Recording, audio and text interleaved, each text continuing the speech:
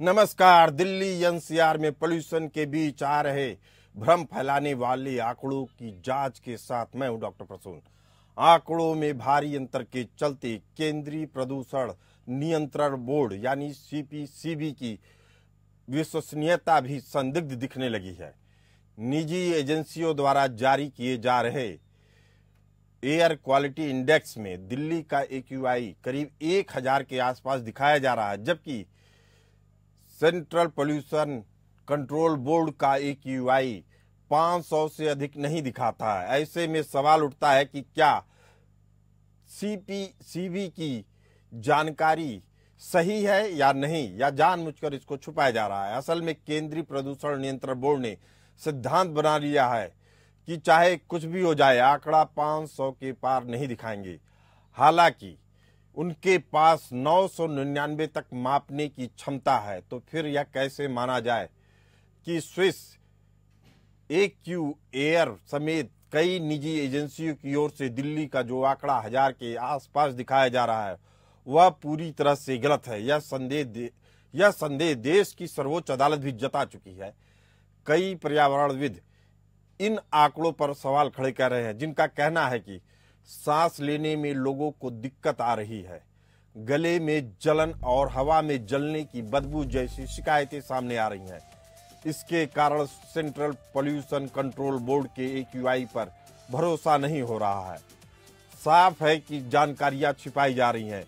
निजी एजेंसियों के एक्यूआई जरूर सेंसर आधारित हैं, उनमें वेरिएशन हो सकता है, लेकिन उसे एक सिरे से खारिज नहीं किया जा सकता है। निजी एजेंसियां अपने एक्यूआई की गणना में PM 2.5 से भी छोटे कणों को शामिल करती हैं। इससे उसका एक्यूआई सीपीसीबी की एक्यूआई से बहुत ज्यादा भरोसेमंद दिखता है। सोमवार को भी निजी कंपनियों ने दिल्ली में प्रदूषण का आंकड़ा 1000 के आसपास दिखाया और सीपीसीबी ने 494 का आंकड़ा दिखाया। सुप्रीम कोर्ट में भी सीपीसीबी की एक्यूआई मापने के तौर तरीकों पर अपना प्रेजेंटेशन देगा, लेकिन फिलहाल उसकी ओर से जो दलीलें दी जा रही हैं उससे लगता है कि वह खुद इन आंकड़ों को लेकर भरोसा नहीं कर पा रहा है। सीपीसीबी का कहना है कि चूंकि 450 के पार को ही गंभीर स्थिति मानकर सभी उपाय उठा लिए जाते हैं, लिहाजा उससे ऊपर दिखाने का औचित्य नहीं है। सवाल है कि सीपीसीबी अगर अपने आंकड़ों को लेकर भरोसेमंद है तो फिर उन निजी कंपनियों पर रोक क्यों नहीं लगाती है जो आंकड़ा दुगना करके बता रहे हैं। सवालों के घेरे में आया सीपीईबी का आंकड़ा अभी तक एक बार भी 500 के ऊपर नहीं गया है। वायु गुणवत्ता प्रबंधन आयोग भी सीपीईबी के आंकड़ों को प्रमाणिक बता रहा है, लेकिन अन्य कंपनियों के सेंसर द्वारा बताए जा रहे एक्यूआई को गलत नहीं बता रहा है। ऐसे में स्वास्थ्य से जुड़ी अनेक समस्याएं झेल रही आम जनता समझ ही नहीं पा रही है कि एक्यूआई का सही आंकड़ा क्या है।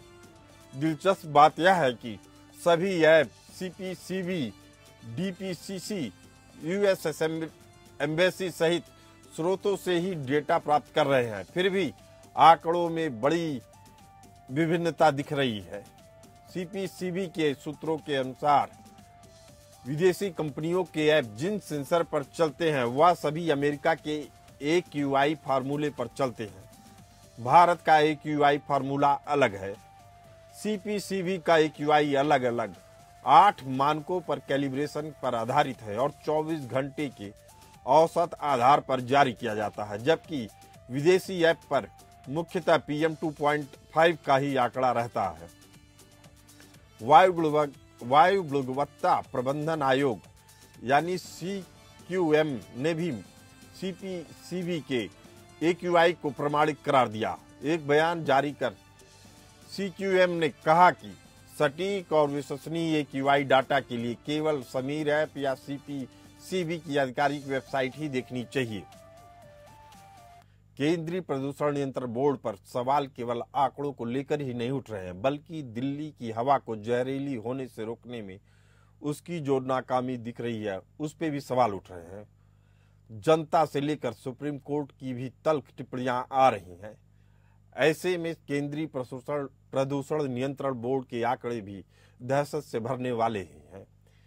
केंद्रीय प्रदूषण नियंत्रण बोर्ड के अनुसार दिल्ली एनसीआर के आनंद विहार, अशोक विहार, बवाना, जहांगीरपुरी, मेजर ध्यानचंद स्टेडियम और कई अन्य स्थानों का एयर क्वालिटी इंडेक्स मंगलवार सुबह 5 बजे 500 को छू गया, जिससे स्वास्थ्य और सुरक्षा को लेकर चिंताएं बढ़ गईं। Jawaharlal Nehru stadium 500, Dwarka sector 8 498, Mundka 500, north campus 500, RK Puram 499, Wazirpur 500 कुछ ऐसे इलाके थे जहां सुबह 5 बजे दिल्ली में सबसे खराब एक्यूआई दर्ज की गई।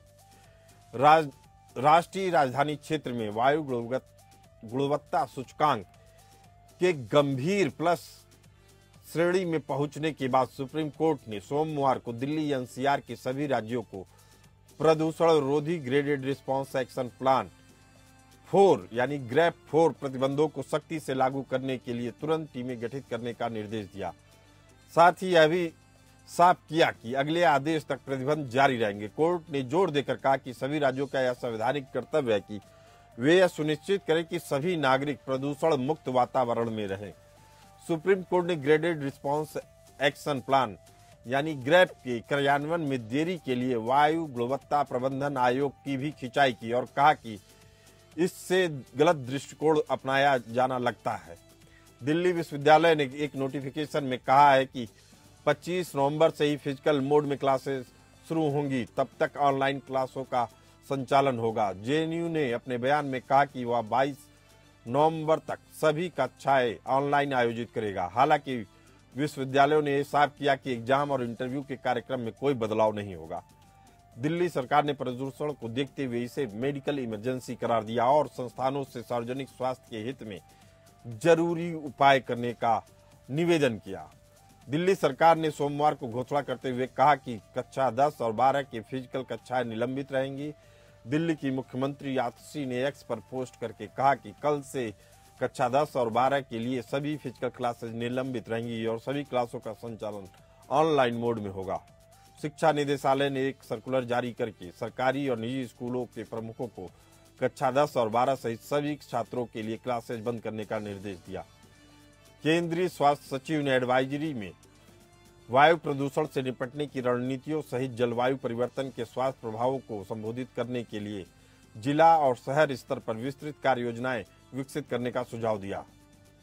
सुप्रीम कोर्ट ने साफ कर दिया कि अब केंद्रीय प्रदूषण नियंत्रण बोर्ड के आंकड़े भले ही 300 के भीतर आ जाएं, लेकिन ग्रेप 4 की पाबंदियां बिना उसके निर्देश के हटाई नहीं जाए। असल में एक तरह से अदालत ने यह भी साफ कर दिया कि केंद्रीय प्रदूषण नियंत्रण बोर्ड के आंकड़ों पर उसे लग रहा है भरोसा नहीं है, लेकिन जान लीजिए कि ग्रेप 4 है क्या और उसमें क्या पाबंदियां हैं। दिल्ली में रजिस्टर्ड BS4 और उससे नीचे के डीजल के चलने वाली मीडियम गुड्स व्हीकल यानी MGV और हैवी गुड्स व्हीकल के चलने पर सख्त प्रतिबंध है। हालांकि इससे जरूरी सामान और सर्विस में इस्तेमाल होने वाली गाड़ियों को छूट दी गई है। ग्रेप 3 की तरह ही हाईवे, सड़क, flyover, overbridge, power transmission pipeline, telecommunication जैसे पब्लिक प्रोजेक्ट के लिए भी कंस्ट्रक्शन और डेवलपमेंट गतिविधियों पर प्रतिबंध जारी रहेगा। एनसीआर की राज्य सरकारें और GNCTD क्लास 6, 9th और 11th तक की फिजिकल क्लासेस बंद करने और ऑनलाइन मोड में क्लास लगाने का फैसला ले सकती है। दिल्ली में ट्रकों की एंट्री बंद रहेगी। सिर्फ जरूरी सामान ले जाने वाले, जरूरी सेवाएं प्रदान करने वाले ट्रक इससे बचे रहेंगे। हालांकि सभी LNG, CNG, electric BS6 diesel ट्रकों को दिल्ली में प्रवेश की अनुमति होगी। EVS, CNG, BS6 डीजल के अलावा दिल्ली के बाहर रजिस्टर्ड लाइट कमर्शियल व्हीकल को दिल्ली में प्रवेश की अनुमति नहीं है। इस दायरे में जरूरी सामान और सर्विस में इस्तेमाल होने वाली गाड़ियां शामिल नहीं है। एनसीआर राज्य की सरकारें GNCTD, सार्वजनिक नगरपालिका और निजी दफ्तरों को 50% क्षमता पर काम करने और बाकी को घर से काम करने की अनुमति देने पर फैसला लिया जा सकता है। केंद्र सरकार के दफ्तरों में कर्मचारियों को घर से काम करने की अनुमति देने पर निर्णय लिया जा सकता है। नागरिकों से अपील की जा सकती है कि वे नागरिक चार्टर का पालन करें। ग्रेप 1, ग्रेप 2, ग्रेप 3 के नागरिक चार्टर के अलावा इलाके में वायु गुणवत्ता को बनाए रखने और सुधारने के लिए कार्यान्वयन में सहायता करें। बच्चों, हार्ट, सांस की संबंधी बीमारियों से जूझ रहे बुजुर्गों, दिमाग से जुड़े या किसी पुरानी बीमारी से जूझ रहे लोगों को बाहर निकलने से बचने की सलाह दी जा सकती है। राज्य सरकारें अतिरिक्त आपातकालीन उपायों पर विचार कर सकती हैं, जैसे कॉलेज संस्थानों को बंद करना, गैर आपातकालीन कॉमर्शियल एक्टिविटी को बंद करना, रजिस्टर्ड संख्या के आधार पर वाहनों को ऑड इवन आधार पर चलाने की अनुमति देना। इसी मुद्दे पर चर्चा करने के लिए हमारे साथ मौजूद हैं पंकज सूद ऋषि, पर्यावरणविद के तौर पे जुड़ रहे हैं, हरिमोहन कौशिक जी रिसर्चर के तौर पे जुड़ रहे हैं। आप दोनों मेहमानों को बहुत बहुत स्वागत है। ऋषि जी, दिल्ली में जो स्थितियां बन रही हैं, पहला सवाल यही है कि क्या आंकड़ों पे सवाल खड़ा किया जा सकता है या नहीं, वो भी सेंट्रल पोल्यूशन कंट्रोल बोर्ड के, चूंकि वह अभी भी आंकड़ा 500 से ऊपर ले जाने को तैयार नहीं है। दूसरा सवाल ये है कि अगर ये आंकड़े नहीं ले जाना चाह रहे हैं तो छुपाना क्या चाह रहे हैं?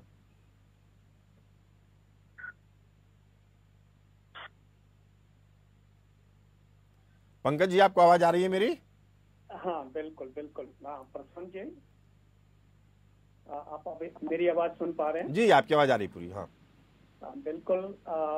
जैसा आपने अभी डिटेल में बात की, ये सचमुच में एक बहुत गंभीर समस्या है। लेकिन दुख की बात यह है कि हर साल हम अक्टूबर नवंबर में इसी चर्चा पे बात करते हैं, इसी विषय पे बात करते हैं। लेकिन जैसे ही मुझे लगता है कि हमारा दिल्ली का AQI 300 से दोबारा नीचे आएगा, शायद 20-25 दिनों में, कुछ क्लाइमेट साथ देगा, कुछ हमारे मेयर्स जो अडॉप्ट किए हैं ग्रैफ और इससे डाउन होगा, तो शायद हम फिर भूल जाते हैं। ये एक बहुत दुख की बात है।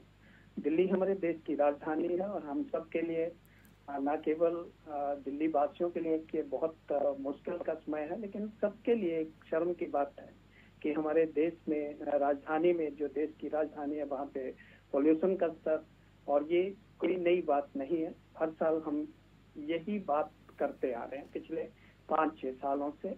और शायद हम ये कहते हैं कि कभी कहते हैं कि ये पराली की वजह से हो रहा है, लेकिन कहीं भी ठोस प्रयास मुझे लगता है कि कहीं से किए नहीं गए हैं।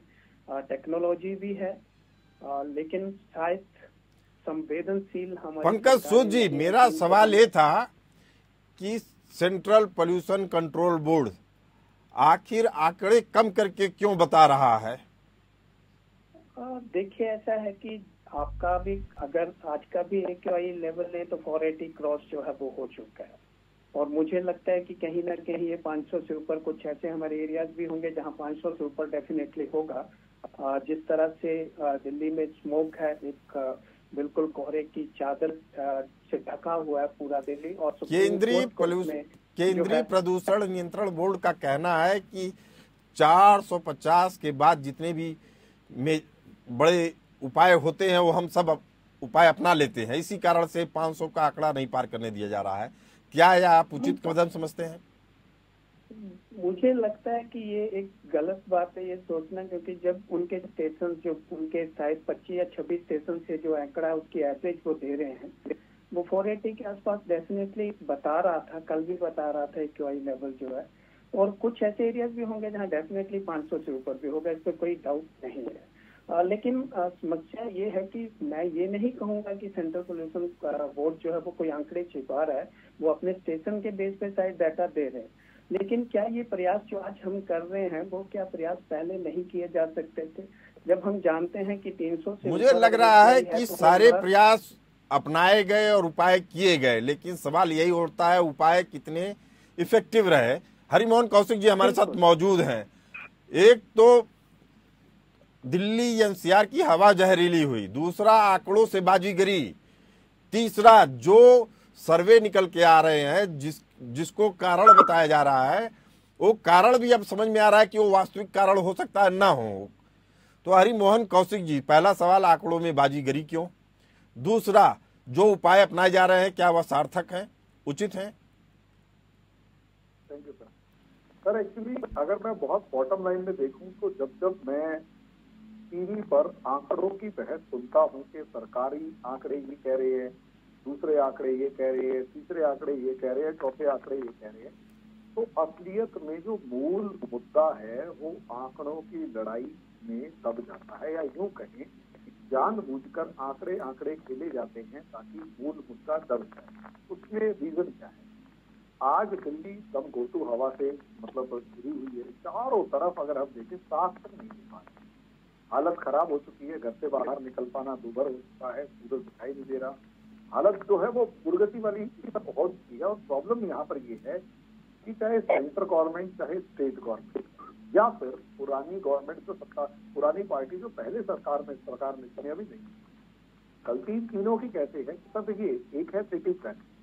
हमारी सिटी प्लानिंग इतने अनऑर्गेनाइज्ड मैनर में हुई है कि वहां पर पॉपुलेशन डेंसिटी हद से ज्यादा है। मुझे पुराना डाटा याद है कि चांदनी चौक का जो पॉपुलेशन डेंसिटी है वो 45,000 पर्सन पर किलोमीटर स्क्वायर है, अगर मैं सही से याद कर पा रहा हूँ। तो सर इतनी हाईली डेंसिटी पॉपुलेटेड सिटी या दिल्ली जैसा शहर, 11,000 लोग अगर एक जगह पर 1 किलोमीटर स्क्वायर में रह रहे हैं, तो सर उनकी कोई भी यूज करोगे तो मतलब कोई भी उसकी बेसिक नेसेसिटीज पूरी होगी तो वो तो उस पर्टिकुलर जगह को पॉल्यूट करेगी ही करेगी। तो सबसे पहले तो फेलियर है हमारी गवर्नमेंट का, जो कि इस टाउन प्लानिंग को ढंग से नहीं कर पाई। शहर खुले इसीलिए तो बसाए जाते हैं ताकि पॉल्यूशन ना हो। दूसरा, अब सर ठीक है शहर बस गया तो हमारा ना तो ड्रेनेज सिस्टम अच्छा, ना ही हमारे वेंटिलेशन अच्छे, ना और तो प्रॉब्लम को और बढ़ा रहे हैं। तीसरी प्रॉब्लम हमारी पब्लिक ट्रांसपोर्ट जितना मर्जी अच्छा करते चले जाए, डेवलपमेंट का फेल उसमें पब्लिक ट्रांसपोर्ट सर मुझे जहां तक लगता है दिल्ली मेट्रो बिल्कुल जिसे कहते हैं अपने लास्ट पार्ट में है कि फुल भरने के बाद गेट बंद ना कर पा रहे हो, तो इसका मतलब ये है कि सर्विसेज में अभी और ज्यादा जरूरत है। तो सर ऐसे में, और सबसे मेन बात राजनीति, सर हरियाणा दिल्ली पर आरोप लगा देता है, दिल्ली हरियाणा पंजाब पर आरोप लगाता है, पंजाब में दिल्ली वालों की सरकार बन जाती है, तो पंजाब की पराली जो अभी राजनीतिक मुद्दों से हट जाते हैं। चूंकि हरिमोहन कौशिक जी, साफ है ग्रैब 4 मैक्सिमम था कि क्या प्रिकॉशन लिए जा सकते, ग्रैब 4 भी लग गया है लेकिन राहत मिलती नहीं नजर आ रही है। अब क्या आर्टिफिशियल रेन ही एक उपाय है या वो भी फेल हो जाएगा? सर देखिए, आर्टिफिशियल रेन एक टेम्परेरी उपाय है, हर बार ऐसा होगा, हर बार चेंज करेंगे, वो भी कहीं ना कहीं कुछ तो पॉल्यूशन क्रिएट करेगा ही करेगा। अब सर ने जैसे बताया कि हम अब नेचर की तरफ देख रहे हैं कि हवा चलेगी, धूप खिलेगी, तो या फिर मौसम बदलेगा तो हो सकता है ये पॉल्यूशन साफ हो। पॉल्यूशन तो है सर, अब वो किसके, आर्टिफिशियल रेन एक टेम्परेरी उपाय है। हरिमोहन कौशिक जी, आपकी बात से लग रहा है अभी पॉल्यूशन के क्या कारण है इस पे भी रिसर्च करने की जरूरत है।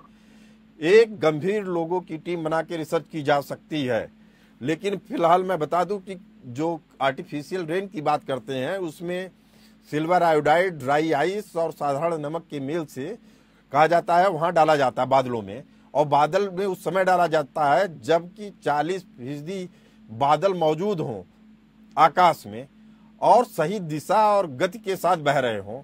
अन्यथा क्या होगा कि वो आप डालेंगे दिल्ली में, जाके बारिश होगी मेरठ में या किसी और जगह हिसार में हो सकती है, तो उसका भी देखना होता है। तो इसलिए आर्टिफिशियल रेन की कोशिशें भी, कानपुर में एक बार कोशिश की गई, वहाँ कुछ इलाकों में तो बारिश हुई, कुछ इलाकों में हल्की बूंदाबांदी हुई, और कई जगह चूंकि बादलों में सूखापन था, नमी नहीं थी, तो बारिश की बूंदें नीचे आने से पहले ही भाप बन के वापस चली गई, यानी वह प्रयोग पूरी तरीके से सफल नहीं था। क्लाउड सीडिंग की बात की जाए तो क्लाउड सीडिंग में भी अभी बहुत तरह के प्रयोग करने बाकी हैं। सवाल फिर उठता है कि आखिर क्या कारण है कि गाड़ियां तो 365 दिन चलती हैं, ये जो और भी आंकड़े आ रहे हैं, जैसे पराली की बात है, पराली में बताया जाता है कि 100 पॉइंट ज्यादा होता है पराली के कारण। अगर केवल 100 पॉइंट ज्यादा होता है तो उसे भी एकमात्र कारण नहीं माना जा सकता है, और जितने भी पैरामीटर्स हैं उसमें लगता है कहीं ना कहीं एक ऐसा लूपहोल छूट गया है जिससे हमारी नजर बची हुई है। हमें रिसर्च और सर्वे के जरिए उस लूपहोल को खोजना होगा। पंकज सूद ऋषि जी, आपको क्या लगता है कि जो आंकड़े आ रहे हैं क्या वह सर्वे में हर चीज को शामिल किया गया है कि अभी भी कुछ चीजें छूट रही हैं हमसे? डेफिनेटली प्रसून जी, आपने बहुत सारी बातें की, और ये डेफिनेटली जैसे आपने कहा कोई एक कारण नहीं है।